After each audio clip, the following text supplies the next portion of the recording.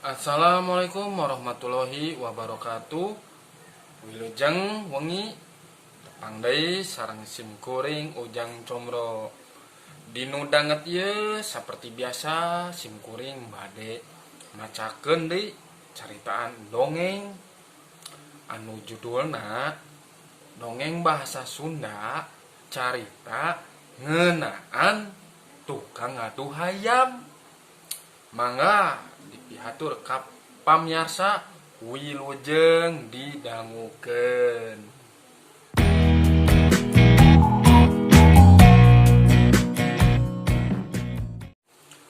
Dongeng bahasa Sunda carita ngeunaan tukang ngadu hayam.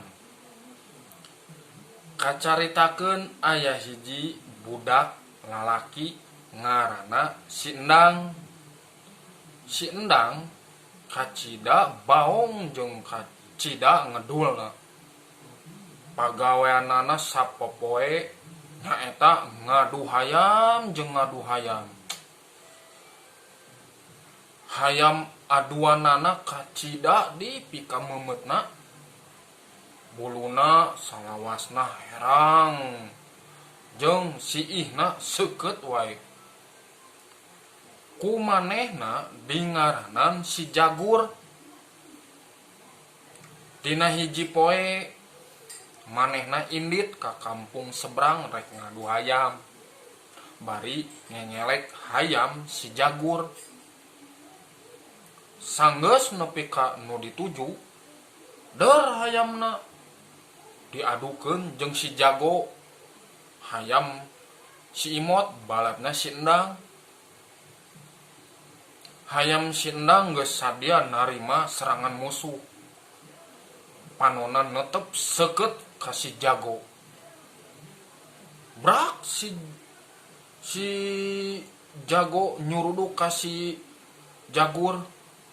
Atuh Si Jagur ngajoprak. Si Jago beuki galak.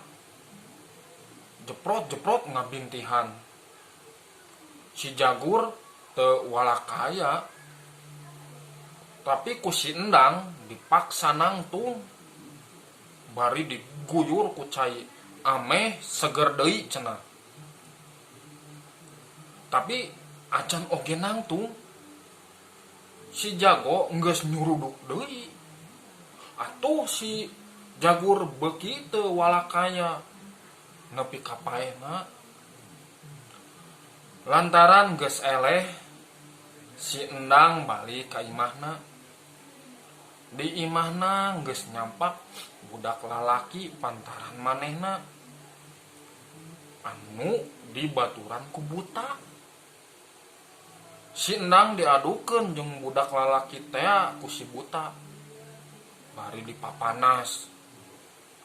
Ger bae Si Endang gelut. Duanana geus pada capeun jeung baloboran getih. Tapi ku si buta terus bae diadukeun teu meunang eureun. Lantaran geus teu kuat nahan kanya nyeri. Bluk we Si Endang labuh. Tuluy jejeritan. Bakat ku nyeri. Brai bentak korejat hudang. Ti harita manehna tobat.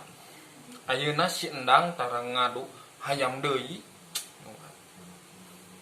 Tah sakitu pamiarsa dongeng bahasa Sunda carita ngeunaan tukang ngadu hayam.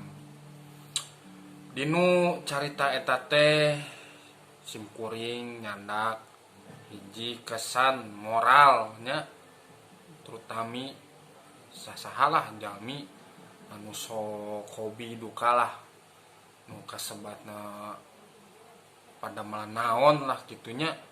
Komo eta teh sifatna udah adu makhluk jeung makhluk.